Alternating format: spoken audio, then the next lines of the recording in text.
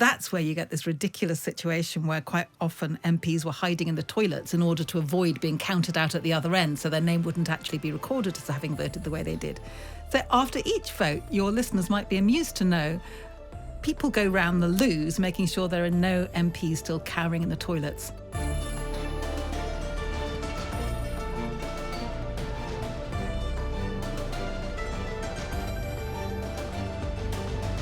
This is the exit interviews. There's more than 100 MPs have said they're going to stand down at the next election. I've been sitting down to ask them why they're leaving us. And today I'm joined by Caroline Lucas, the Green MP for Brighton Pavilion since 2010. So Caroline, welcome to your exit interview. Thank you so much. First question then, why are you leaving? I am leaving. It's a very personal decision, but I am leaving because I have been the front bench spokesperson on everything for the last 14 years, and it's quite exhausting. And at this point in my life, I would love to be able to really focus on the things that really motivate me, which is basically nature and climate.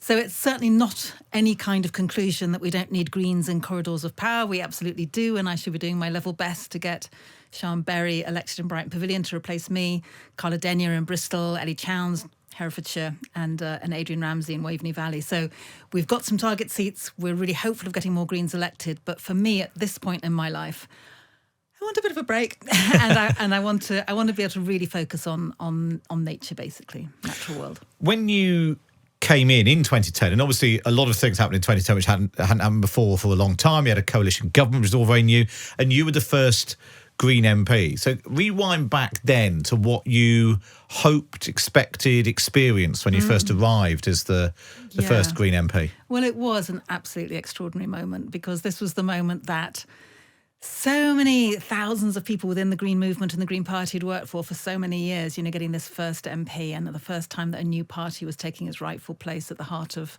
our political system. So it was incredibly exciting.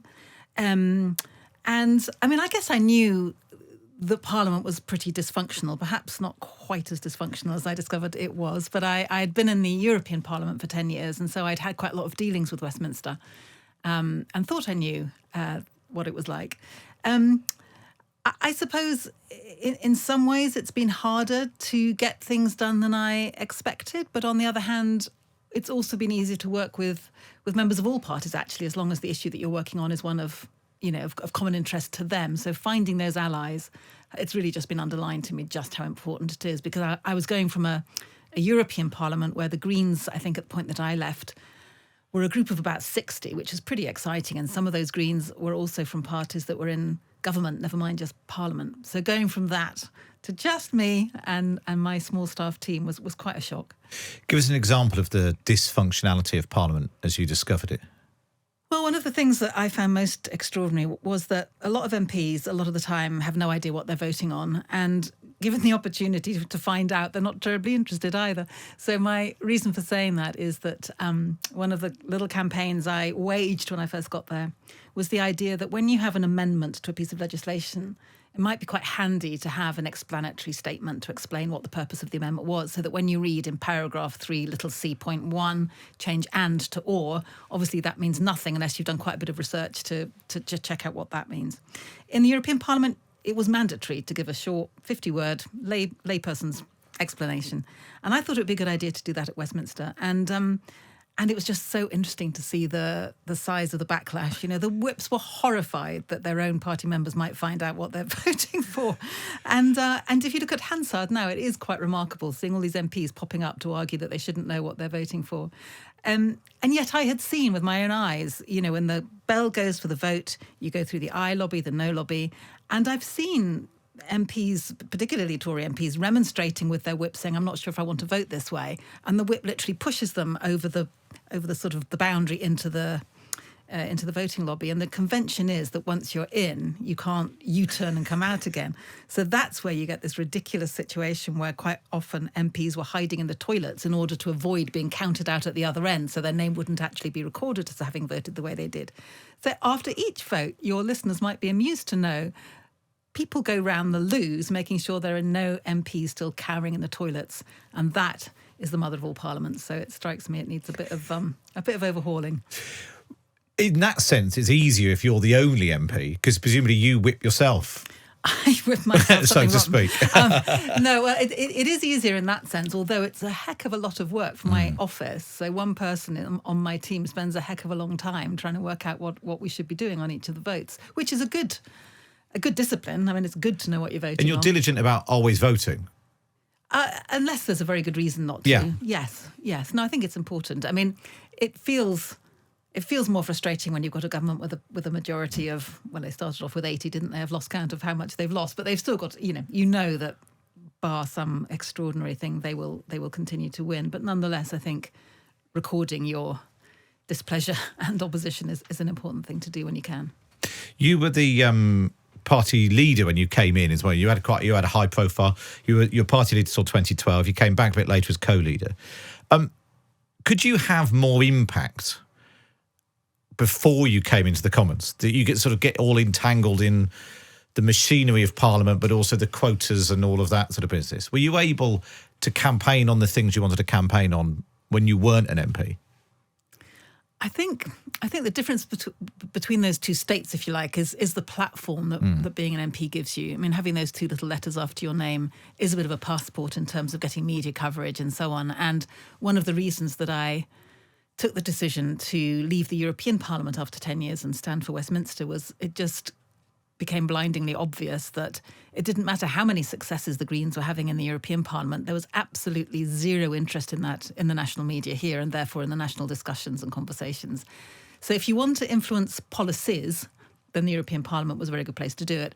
If you want to influence the politics, the kind of the national discourse, then it just struck me that, we could have had 50 Green MEPs, members of the European Parliament, and it wouldn't have made that much difference, whereas getting into Westminster felt that was where you needed to be to change the nature of the debate, if you like. And how would you then assess your impact in those 14 years? Because you look right now, the Greens are on about 8% in the polls. Reform, which is a reinvention of the Brexit Party, but that was a new party. They're on 14%. What is it that they and Richard Tice and Nigel Farage have been able to do that you and the Greens haven't, do you think? Corral loads amounts of money, I should think, would probably be one helpful measure. And of course, Reform has the traction it does because the threat they pose to the Tories in particular, and whether or not more Tories will peel off and join them. So there's that kind of influence they have actually on the mathematics of Parliament. I mean, in terms of what I've been able to do, as you can imagine, I've spent some time trying to assess that. And I do think it would be true to say that, first of all, what is self-evidently true is that having squeaked in with a majority of 1,200 when I first stood in 2010, I hope I've been a good constituency MP. I've really prioritised that, and my majority has gone up every time. So I'm now with a majority of about 20,000. And then I think I have been able to put issues on the parliamentary agenda that weren't there otherwise and wouldn't have been there. So when I first started campaigning against fracking, it was like, people didn't even know what it was, and now we've got the position of a moratorium, which even Liz Truss was unable to reverse, challenging the kind of fetishization of economic growth at all costs was on the agenda because I put it there. And then in terms of actual practical successes, I think the one that I'm most proud of is the government has now agreed to introduce a new GCSE in natural history. And you might think, well, what difference does that going to make? But it's important, I think, because there's a lot of analysis that our young people simply aren't getting the opportunity to really get immersed in nature, to know nature, and to feel familiar and intimate with it. And I was really struck by a saying that we won't protect what we don't love, and we won't love what we don't know, and we won't know what we don't see and hear and touch and feel. So giving our young people more of an experience in nature through this GCSE feels incredibly important, both for their physical and mental well-being, but also to mobilise them to help to protect nature going forward. And it's different from biology. Some people say, well, you've got the sciences already on the curriculum.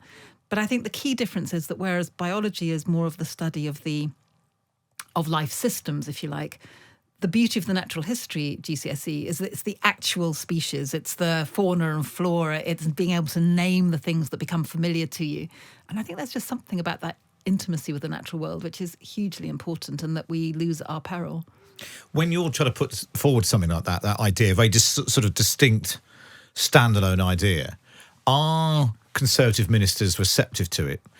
Do you have to sort of not make too much fuss that it's your idea in order for it to happen? How do you sort of rub along with, you know, them saying, oh, we quite like it, Caroline. We can't look like we're doing you a favour because we don't do half of our own MPs a favour. Yeah, no, I think there's probably a bit of that in it, that's for sure.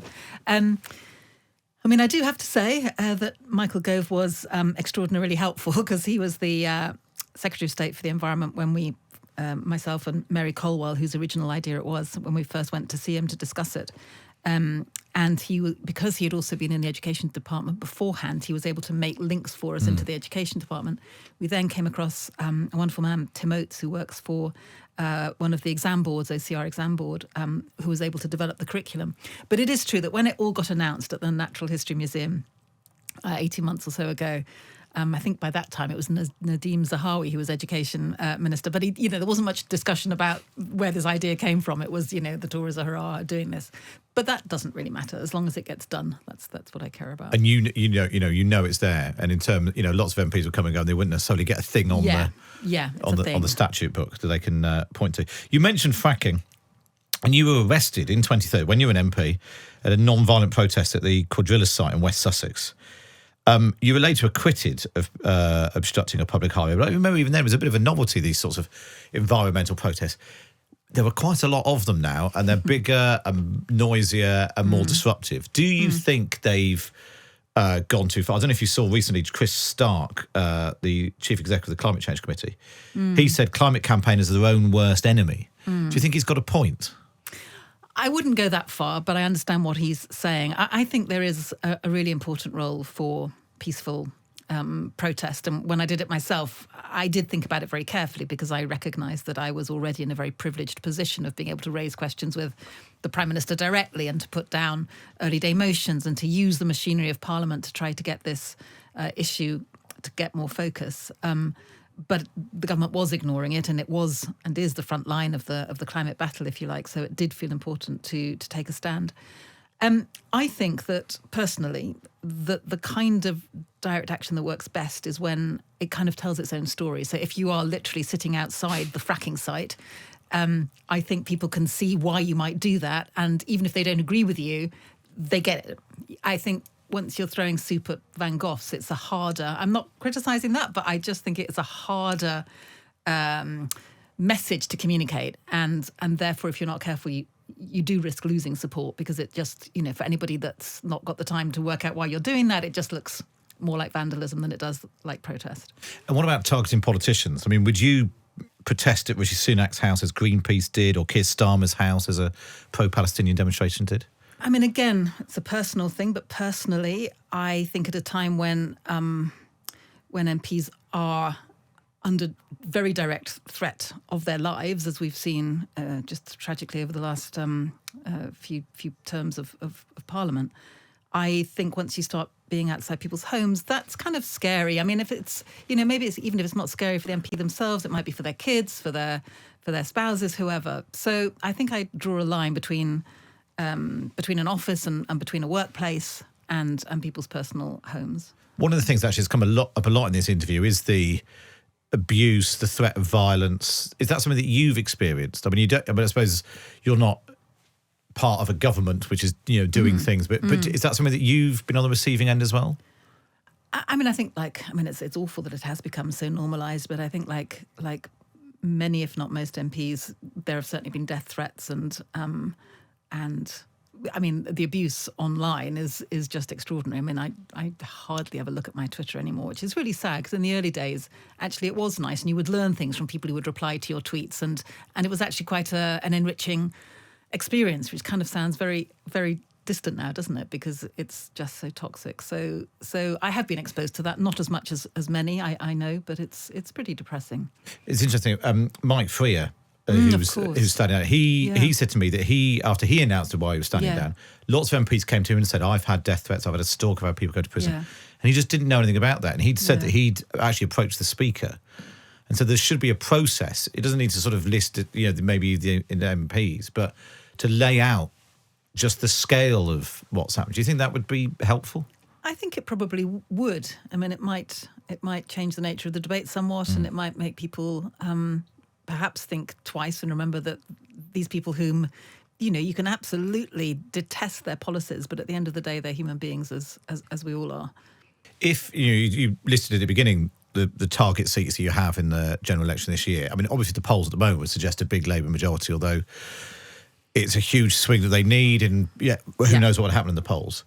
If there was a hung parliament, would you, and the Lib Dems seem to be trying to rule out doing any sort of deal with anyone, or certainly not committing, would the Greens go into government in Westminster?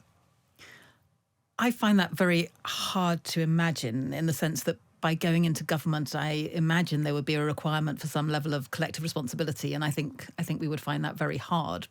Unless, who knows, unless Keir Starmer has another epiphany and becomes an awful lot greener and much more interested in social justice than he currently appears to be. I think our most important role right now is to be pushing Labour to be bolder and braver and better, really, because I think a lot of people who will perhaps vote Labour at the next election are doing so, frankly, with a bit of a heavy heart. And I've spoken to many of them who would say that, they are disappointed that we've had the U-turn on the 28 billion of green investment. They are disappointed that just last week the EU held out this olive branch to young people and free movement, saying, would we like to explore the possibility of a freedom of movement for 18 to 30-year-olds, I think it was, for a maximum of 4 years. I expected the government to throw that back in their faces. I wasn't expecting Labour to do the same. Labour's front benchers on another issue have said how obscene they think the two-child benefit cap is, and yet they're not planning to lift it. So on so many issues, I think there is so much concern that Labour is being so cautious that the question really is less, will there be a Labour government? I think there will be. But I think a much more important question is what kind of Labour government. And that's why I would argue we need Greens in there to keep pushing them to make them better and bolder than they currently seem to be. As a party of the left, is it harder to create that broader base, to be the reform of the left, if you like, because your name is Green, that you sound like a single issue party?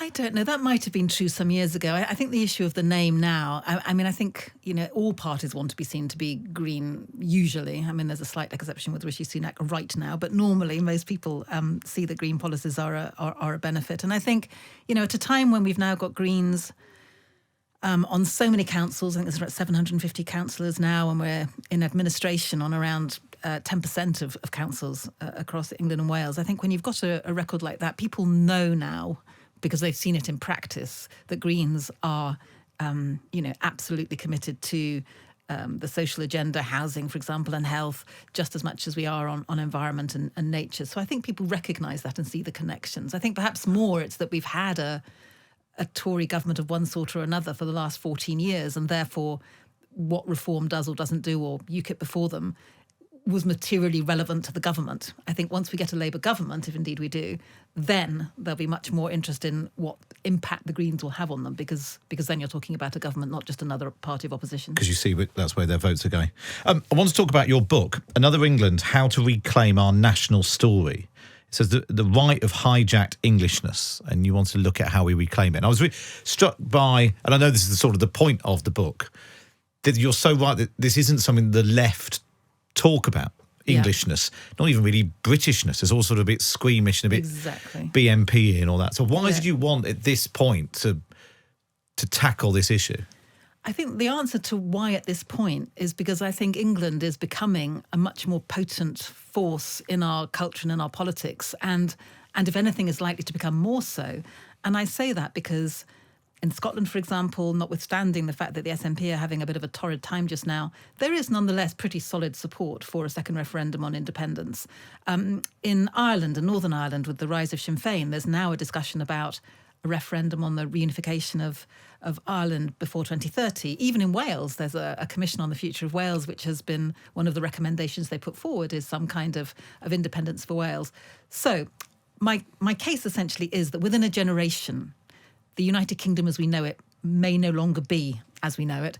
And debates are going on in the three other nations of the UK about what their futures are. And in England, we just typically, we just poddle on and don't really think about it. And to the extent that we do think about it, and this was so interesting in an article that Keir Starmer wrote for The Telegraph over the weekend, to the extent that we do think about it, we constantly muddle England and Britain.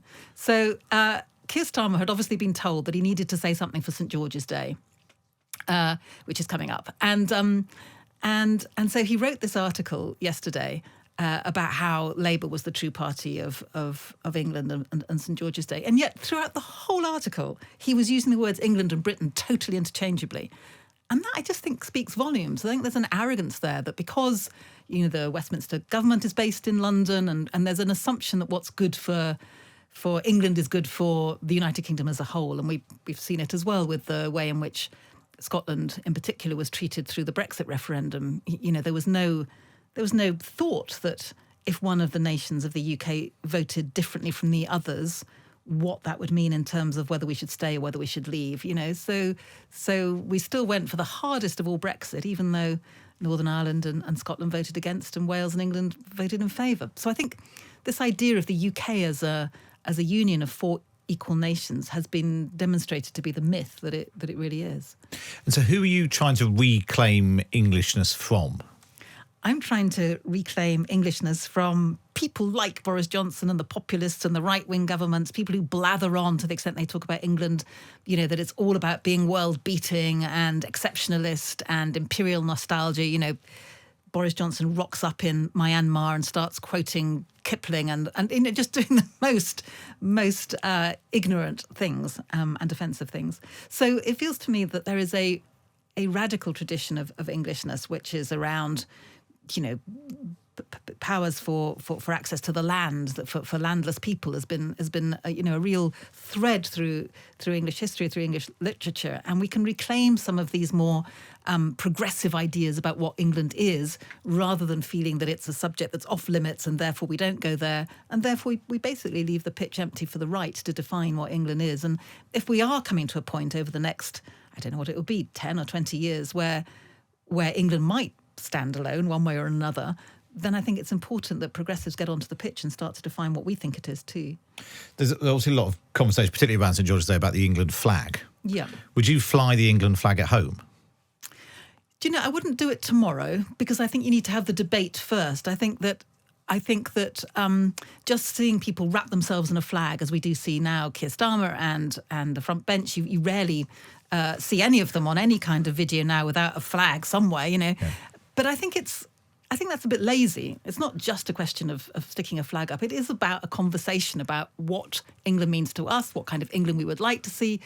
And of course, there are things about our country, England in my case, that I love. There are things that I don't love. And I think patriotism doesn't have to mean thinking that your country is better than all other countries. It doesn't have to mean that that you are better than all the others, that you can have critiques of your country.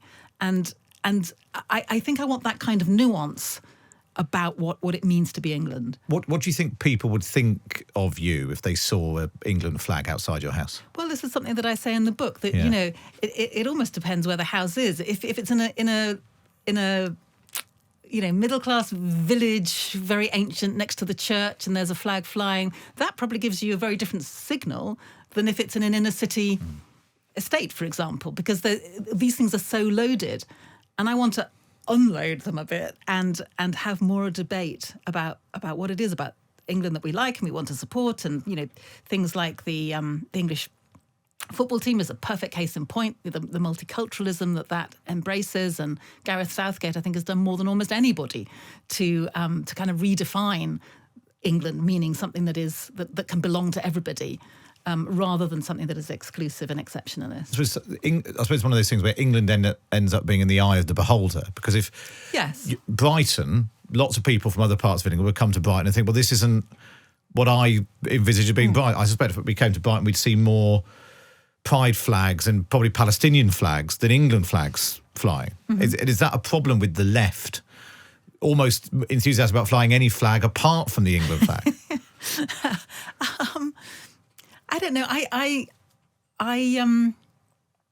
One of the things that I had a big debate with my editor about with the book, the subtitle is How to Reclaim Our National Story. And a part of me would like to have had story in the plural, because I'm not saying there's one England, and Brighton is as much England as Birmingham or Bognor, you know what I mean? It's not one single identity, and people can have multiple identities, and what's most important to them can be different on a different day of the week or a different time of the day, So this isn't trying to be monolithic. It's just trying to open up the conversation, not saying to people, look, I found this other identity over here. This is the one we're all going to sign up to. Finally, then, in your exit interview, we'll round off with some classic exit interview questions. Now, normally we ask people to rate their bosses, but obviously for a large part of this, you've been your own. But first, because we normally do sort of, Rishi Sunak or Boris Johnson, sum up, because she was your leader and boss at one stage. Natalie Bennett, in a word. Natalie Bennett is very tenacious. She's like a dog with a bone and won't give it up, and that's a very good thing. And how would you sum up yourself as a boss or a leader? Ooh, I wasn't expecting that one. I hope I'm a listening person. I mean, I tend not to make decisions until I've heard everybody, which probably is frustrating sometimes too. But I like to hear the range before I come to a conclusion. And now the party's gone back to having co-leaders.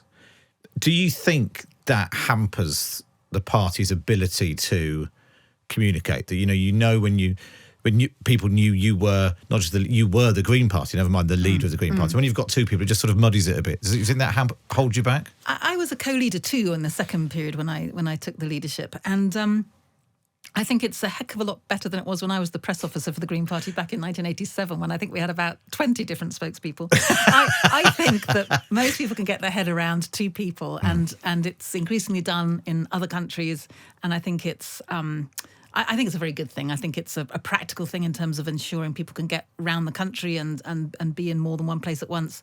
And I think you can engage a wider set of people through doing that.